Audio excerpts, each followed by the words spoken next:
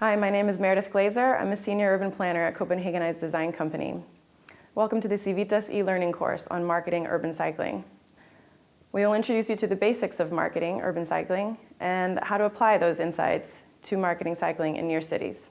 I hope this course will help you think critically and re-examine the way that you talk about cycling, or you and your organization portray cycling in reports, media, campaigns, or other documents. Marketing urban cycling is a relevant topic for many professionals all over the world. We're seeing infrastructure projects like bike facilities, new bike lanes, even whole separated networks pop up in cities everywhere.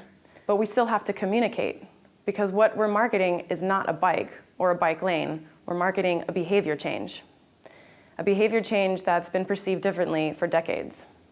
To create a marketing message, the essential three components of a marketing message is the STP process: segmentation, targeting, and positioning. Segmentation is creating smaller and smaller subgroups that are meaningful groups from your whole target audience. This could be by location, by neighborhood, age, gender, or even attitudes about cycling. T is for targeting. Once you segment your market into smaller groups, then you figure out which groups you want to cater to and why. Targeting is evaluating those groups and understanding their needs and concerns. Once you understand those groups and what they need, then it's time to position. What images are you going to use? What stories are you going to tell? What associations are those targeted groups going to think about when they think about cycling? In summary, the STP process is ongoing and continually questioned and refined. Because in the end, you're creating a brand for your city, a brand of urban cycling. You can fundamentally change people's perceptions and the way they move within and through their city.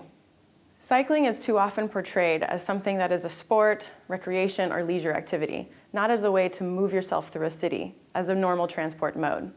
So what we're up against is a deep-rooted misperception of what cycling is and who it is for.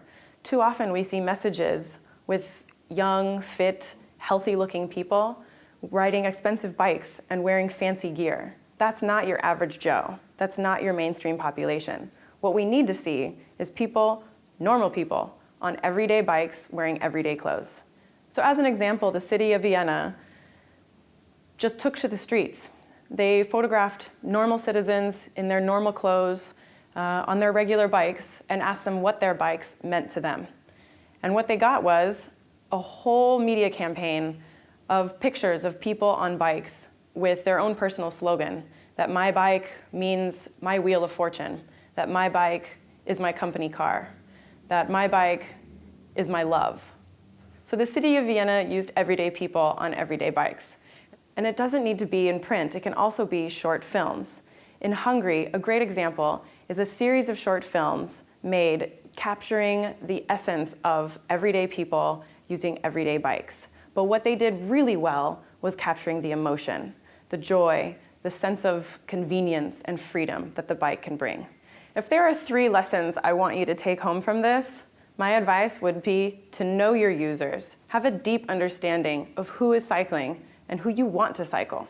Number two, appeal to the mainstream. No gimmicks, no fancy stuff.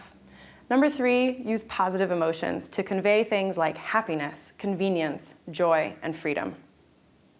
Thank you for taking this e-course. We've only scratched the surface here, but I hope this has helped provide an initial framework for understanding why communicating is so important. We want people to see riding a bike as a means of transport, as a way of getting from A to B. We want them to love it, and we want them to share it with others.